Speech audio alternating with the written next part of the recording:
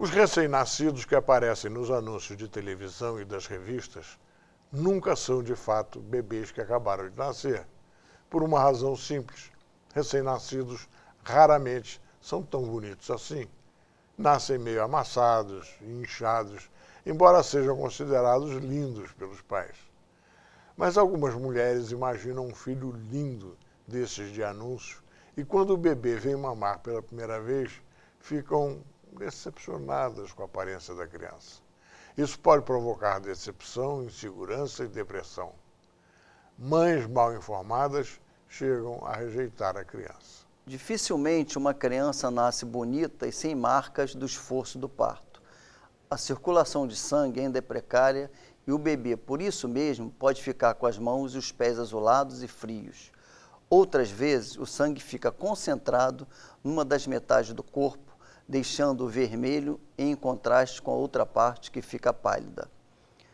Quando a gravidez é bem controlada, o médico não deixa que o bebê engorde demais, mas isso pode fazer com que a criança nasça com a pele enrugada, sobrando, o que também não é bonito de ver. Crianças morenas podem nascer com manchas azuis por conta da concentração de pigmentos que depois vão se espalhar. A cabeça do bebê, depois de um parto normal, parece estranha, deformada, e está mesmo porque suportou toda a pressão do parto, abrindo caminho para a passagem do resto do corpo. Os ossos da cabeça ainda não fecharam na parte superior do crânio, e a pressão sobre eles faz com que a cabeça deforme um pouco. Mas em poucos dias tudo estará em seu lugar normal, e o bebê finalmente tem uma boa aparência. Alguns recém-nascidos apresentam uma espécie de bolsa, um calombo no couro cabeludo. É a chamada bola serosa, mais uma consequência do trabalho de parto. Ela logo desaparecerá. Em bebês que nascem com pouco cabelo, as mães podem ficar impressionadas com a pulsação da moleira ou com a moleira baixa, como se a criança tivesse um afundamento do crânio. Tudo normal. Só depois de uma semana é que a moleira baixa deve preocupar, porque pode ser sinal de desidratação, o que deve ser comunicado ao pediatra. A moleira inchada ou saltada, sim, é que deve preocupar as mães, que devem levar seus bebês imediatamente ao pediatra. Pode ser, inclusive, uma infecção. Bebês ao nascer podem ter ainda uma pele escamada, principalmente nos pés e nas mãos, e podem parecer que têm caspa, com placas gordurosas na cabeça. As mães não devem tentar removê-las, nem mesmo com algodão. Em alguns dias, tudo desaparecerá. Outros bebês podem nascer com o corpo coberto por uma penugem, principalmente os prematuros. Quase sempre esses pelos são concentrados nos braços, pernas e na coluna, mas também nas orelhas, no rosto e na testa.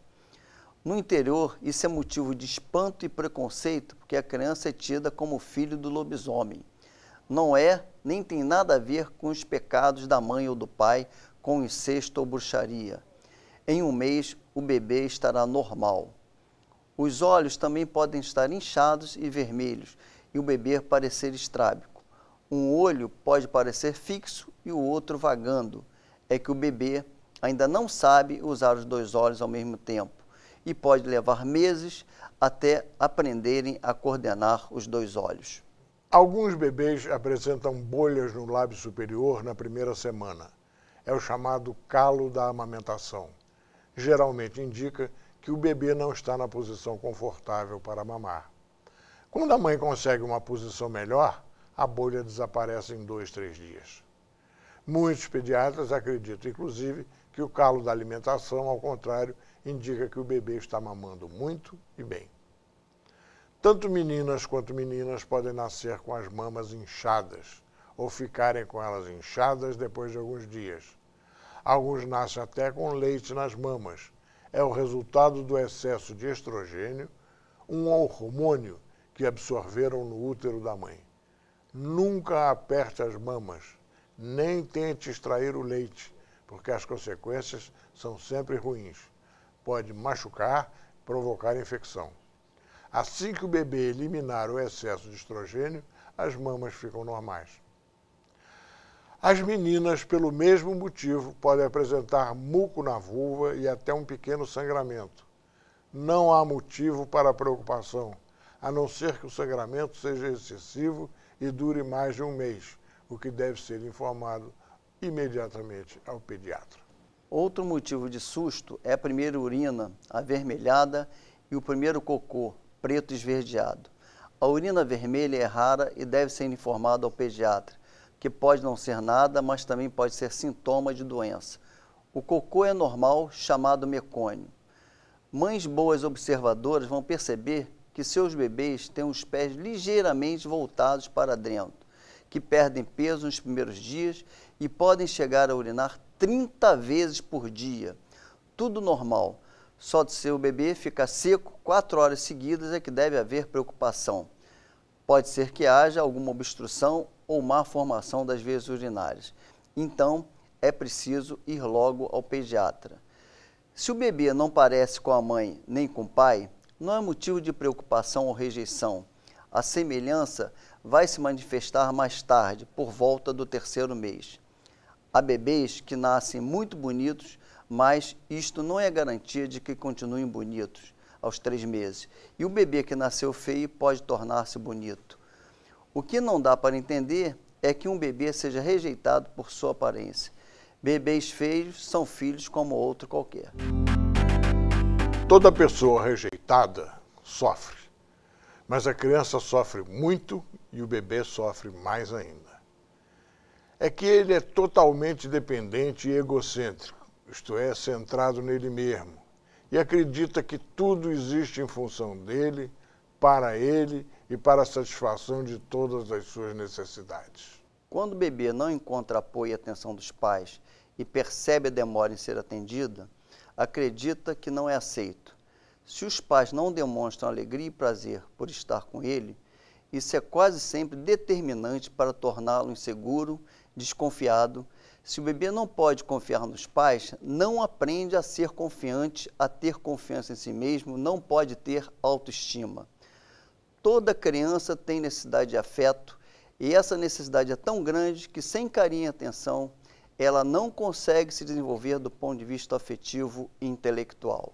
Agora sabemos por quê. Sem confiança, ela experimenta menos, custa mais a vencer as primeiras etapas do crescimento, que são muito rápidas.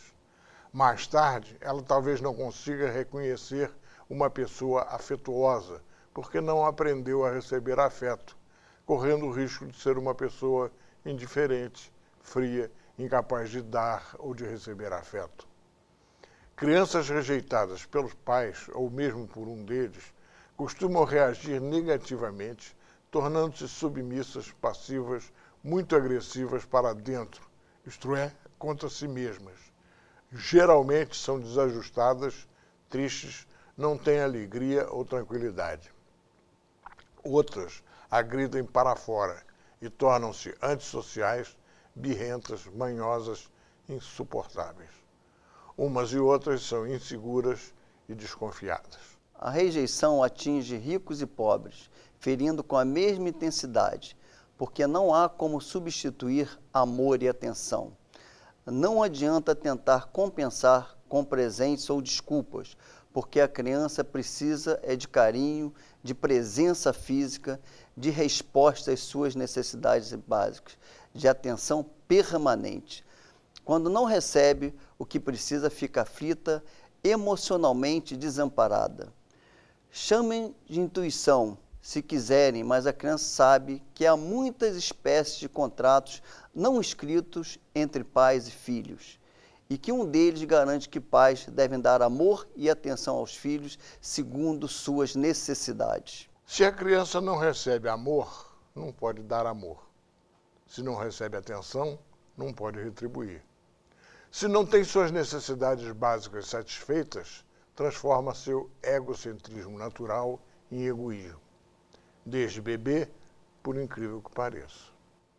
A rejeição é uma quebra de contrato entre pais e filhos que ameaça o futuro da criança, comprometendo o seu desenvolvimento afetivo, intelectual e até físico. A rejeição dos pais só permite ao bebê uma leitura: falta de amor. E nada pode ser mais prejudicial a uma criança do que sentir o desamor. Para ela não existe ameaça maior do que quando o adulto, mesmo sem essa intenção, diz que assim eu não gosto mais de você. Para escrever seu livro A Evolução Psicológica da Criança, Henri Vallon estudou a criança rejeitada e concluiu que, em geral, pais que foram rejeitados em criança geralmente tornam-se rejeitadores dos filhos. Os motivos mais frequentes da rejeição, segundo ele, são casamentos em crise, casais imaturos e despreparados, os emocionalmente estáveis, casais desajustados, gravidez indesejada, medo exagerado da gravidez, medo da responsabilidade de criar filhos, a idealização exagerada que os pais fizeram dos filhos, bebês com deficiência, filhos de sexo diferente do que foi desejado. Seja qual for o motivo, o resultado é sempre muito sofrimento para os filhos e para os pais. Alguns pais procuram esconder até de si mesmos a rejeição, sacrificando-se pelos filhos, protegendo-os em excesso ou dando a eles muitos presentes materiais e liberdade sem limite, mas não conseguem compensar o afeto que não podem dar. O que fazer para evitar a rejeição? Em primeiro lugar, só ter filhos quando o casal estiver bem resolvido e quando pai e mãe estiverem bem preparados para essa missão tão importante que é a paternidade e a maternidade. Não idealizar excessivamente o bebê, nem manter muito alta a expectativa por esse ou aquele sexo. Entender e aceitar que o filho vai trazer muitas mudanças para a vida do casal, na parceira e no parceiro. Dispor-se a respeitar rigorosamente os contratos não escritos entre pais e filhos, que prevêem que pai e mãe deem muito amor, traduzido em carinho, respeito e muita atenção ao bebê. Até porque, mais tarde, esses pais vão querer receber amor, respeito e obediência em troca. Se a criança já existe e você chega a perceber a rejeição, sua ou de seu parceiro, não tente mecanismos de compensação. Procure logo a ajuda e o apoio psicológico indispensáveis para entender o que está acontecendo. Faça isso rapidamente, porque os casos de desamor entre pais e filhos não são resolvidos pelo tempo. O desamor não melhora nem cura, a não ser que se faça um esforço muito grande. O tempo que passa, ao contrário, só faz aumentar a profundidade da separação, a resistência e suas consequências, que são péssimas para a criança, mas para os pais também. Há muitos tipos de castigo na educação infantil, mas quando se fala em castigar uma criança, geralmente os pais estão falando de castigo físico. Mas qualquer penalidade imposta pelos pais aos filhos, por mais suave que seja, é um castigo. O castigo deveria ser uma lição e servir para corrigir a criança. Na análise das técnicas de estruturação da consciência, o que é que ela aprende com cada castigo? Em reuniões de pais, quando se fala em palmada, os pais ficam embaraçados. Quando alguém diz que nunca bateu em filho, há algum espanto e até descrédito. A maior parte dos pais não tem a menor convicção quanto ao fato de bater em criança como uma forma de educação e ficam embaraçados ao se verem dando um castigo que não podem explicar a si próprios. Os pais que batem nos filhos costumam afirmar que eles mesmos apanharam muito e não se sentem prejudicados por isso. Talvez não lembrem de quanto se sentiram desamparadas, humilhadas, desrespeitadas, submetidas pelo medo a cada palmada. Comecemos com as palmadas geralmente aplicadas nas nádegas. Segundo Selma Freiberg, a maioria dos pais já deu uma boa palmada de vez em quando, e quase todos se sentem culpados por tê-lo feito. Os psicólogos sabem que a violência física é a experiência mais marcante e o maior ressentimento que uma criança tem na sua infância. Quando perguntamos a um pai ou uma mãe se a palmada resolve, é quase certo que admitam que não, que funciona no começo e que pelo menos serve para aliviar a raiva. Aqui está a palavra-chave. Pais que batem nos seus filhos estão reconhecendo que não souberam como enfrentar a crise e que batem porque estão com raiva, sentindo-se impotentes. Palmada, então, deixa de ser um castigo e torna-se uma covardia, porque a criança não tem defesa. E é a única punição que gera autopropensão para esse tipo de castigo. Como a palmada não resolve e não há aprendizagem alguma, surge um ciclo vicioso. Mais erro, mais palmada e o ciclo se renova interminavelmente. A punição não deveria funcionar como uma advertência. Na próxima vez que a criança se sentisse impelida a repetir sua desobediência ou o seu erro, deveria. Mas a motivação para controlar o impulso desobediente é uma motivação que vem do exterior, o medo da punição. E, por mais que a violência deixe marcas na criança, ela acredita que com as palmadas já pagou pelo seu erro. E que, se quiser assumir o risco, pode tentar de novo. Para controlar o impulso de desobediência é preciso um impulso interior, a consciência da criança, um limite bem colocado e que a criança reconheça como um valor. O sistema de alarme que deve funcionar contra o erro é o da própria criança, da sua consciência, não pelo medo de um castigo, mas porque é preciso respeitar certos valores. A criança precisa ter sentimento de culpa quando erra, para não voltar a errar. Algumas crianças criam mesmo um sistema de contas que lhe permite ficar devendo uma certa quantidade de erros, estabelecendo um ciclo em que para ela a palmada abate suas dívidas e permite continuar errando. Tanto é que, não sendo apanhada no erro, é bem capaz de provocar um castigo para ganhar umas palmadas e aumentar o seu crédito. Quando o adulto observa que bater não adianta e que a criança está ficando sem vergonha, deveria perceber também que o seu método de castigo é que não está funcionando e é sem vergonha. O mágico, sentado em sua cadeirinha alta, está no auge do poder. Para o mundo desaparecer, basta fechar os olhos. E para que ele reapareça, é preciso apenas abrir os olhos. Se está em harmonia consigo mesmo, o mundo é harmônico. Mas se a raiva quebra sua harmonia interior, a unidade do mundo também está fragmentada. Simples assim. Se surge um desejo dentro de si, profere sílabas mágicas que fazem o objeto desejado aparecer a seu alcance. E que governam o mundo são os seus desejos, seus pensamentos, seus gestos, os ruídos que faz. O mundo que o mágico controla aos 18 meses já está pronto para arrebatar seus poderes mágicos. Ele próprio já começou a ter certas dúvidas sobre os seus poderes. Lá pelo fim do primeiro ano de idade, começa a descobrir que não é o iniciador de todas as atividades, que as causas ou explicações para alguns fatos existem fora de si mesmo e da sua vontade, independentes das suas necessidades ou desejos. Na metade do segundo ano de vida, o mágico faz uma descoberta que irá levá-lo a ser destruído pela própria mágica. Exatamente quando atinge o máximo com a palavra mágica, quando descobre que pode governar com uma palavra, vai começar a usar novas leis do raciocínio com fundamento na palavra e na manipulação das palavras. A magia é própria do primeiro sistema de raciocínio da criança, o mundo pré-verbal. Os processos de pensamento racional só podem surgir e se desenvolver através do desenvolvimento da linguagem.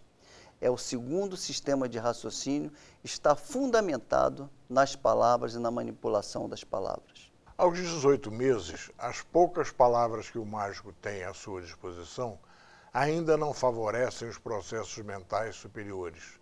Elas suprem seus desejos, suas necessidades imediatas, e ele as aprende da mesma maneira que um adulto sozinho aprende um idioma estrangeiro.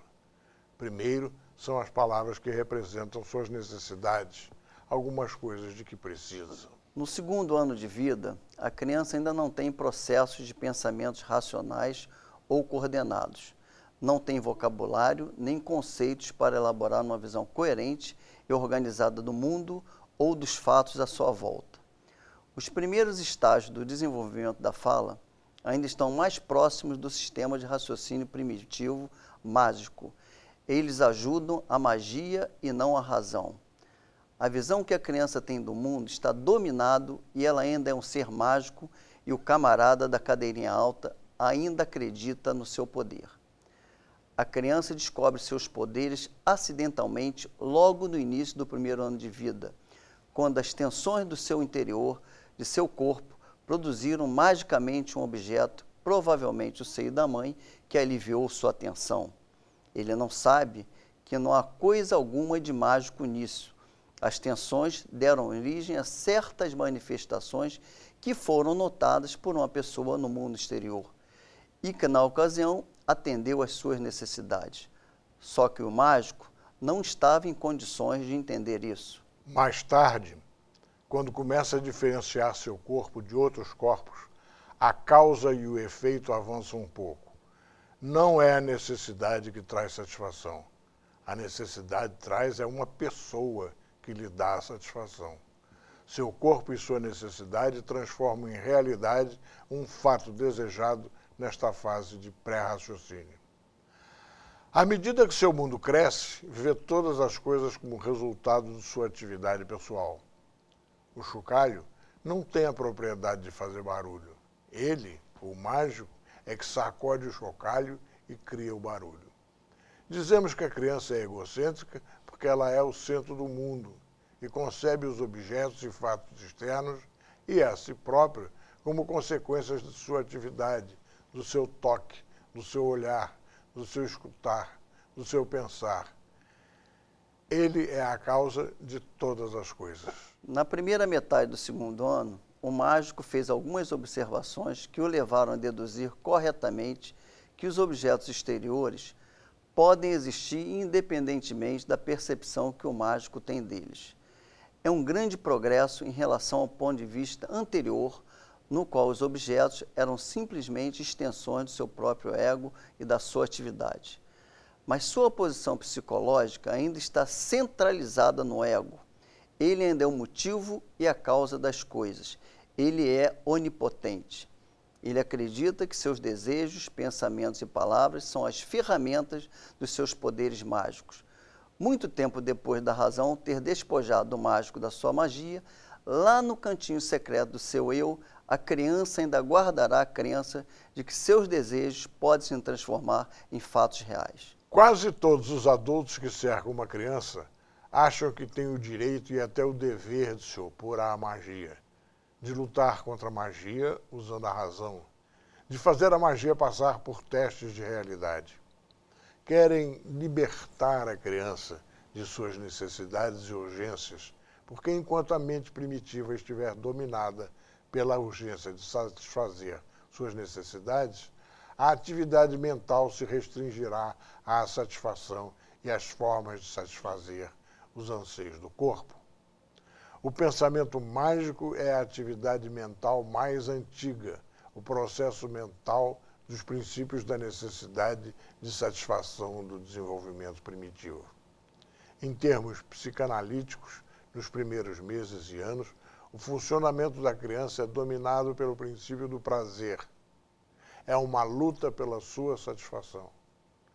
Nesse primeiro período, os processos mentais desenvolvem-se a serviço das necessidades físicas. Para que os processos mentais possam progredir até as formas mais elevadas de pensamento, de raciocínio coordenado, de lógica e abstração, o raciocínio deve ficar livre da magia e livre também da primitiva dependência em relação às necessidades do corpo e à satisfação delas. Os adultos são, na verdade, como que missionários de uma cultura superior, e sua missão é educar a criança para que ela tenha uma visão racional e coerente do mundo. Para isso, precisam mesmo opor-se ao pensamento mágico e às lutas instintivas, cujo único objetivo é a satisfação da criança. Os missionários pretendem substituir o princípio do prazer pelo princípio da realidade, porque é claro que a forma mais elevada de raciocínio é governada pelo princípio da realidade. O missionário não pode ser um fanático. Seu trabalho não é recompensado de imediato. Qualquer pessoa que se resolva a transformar o princípio do prazer em princípio da realidade, deve conhecer as forças que vão se opor aos seus esforços. O missionário converte através do amor. Seus ensinamentos não terão efeito a não ser através do amor. Na primeira fase da conversão, o missionário deve ficar satisfeito se a mente primitiva aceita a verdade pela metade. Tudo o que se pede é a lealdade ao princípio da realidade e a transferência da magia para uma região da mente onde possa ser praticada inofensivamente. Concedemos ao mágico deposto o direito de praticar feitiçarias nas brincadeiras de faz de conta.